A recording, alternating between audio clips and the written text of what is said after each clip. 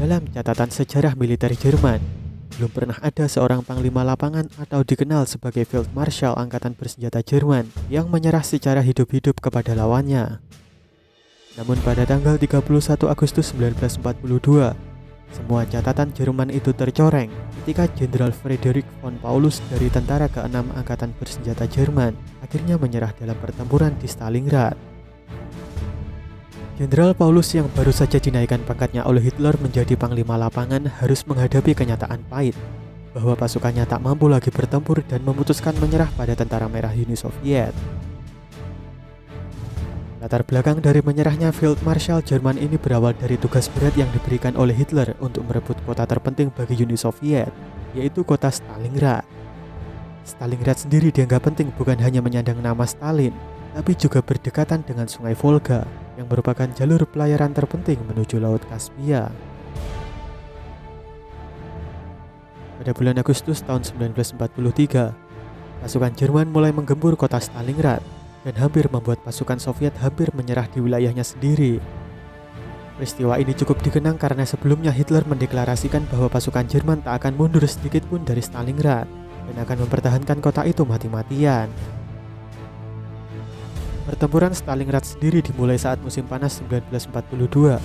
Kota Stalingrad merupakan salah satu kota di Uni Soviet yang ingin dikuasai Jerman, karena bukan tak mungkin jika kota Stalingrad ini jatuh, kota Moskow pun juga bisa direbut oleh Hitler. Namun upaya Jerman untuk menaklukkan Stalingrad bukanlah jalan yang mudah, lantaran Angkatan Bersenjata ke-6 Jerman yang dipimpin oleh Jenderal von Paulus dan grup Panzer ke-4 Jerman tak dapat menembus pertahanan Angkatan Darat Soviet ke-62 yang sangat kuat. Meskipun tak mudah, tapi serbuan dan taktik perang kota yang digunakan Jerman di Stalingrad ini mampu mendesak pasukan Soviet hingga terpojok dan mundur melalui Sungai Volga. Sementara pertempuran besar di dalam kota Stalingrad terus terjadi antara tentara merah dan pasukan Jerman. Di Moskow secara diam-diam Stalin telah mengumpulkan bala bantuan dan pasukan tambahan untuk dikirim menuju Stalingrad. Bantuan besar-besaran yang dikirim Stalin ini sekaligus menandai awal dari kehancuran Jerman di front timur. Serangan balasan secara besar-besaran Uni Soviet ke Stalingrad ini diberi nama Operasi Uranus, yang dimulai pada tanggal 19 November 1942 di bawah pimpinan Jenderal Zhukov. Operasi Uranus sendiri dilakukan dari dua arah dengan strategi menjepit yang bertujuan untuk mengepung posisi pasukan Jerman.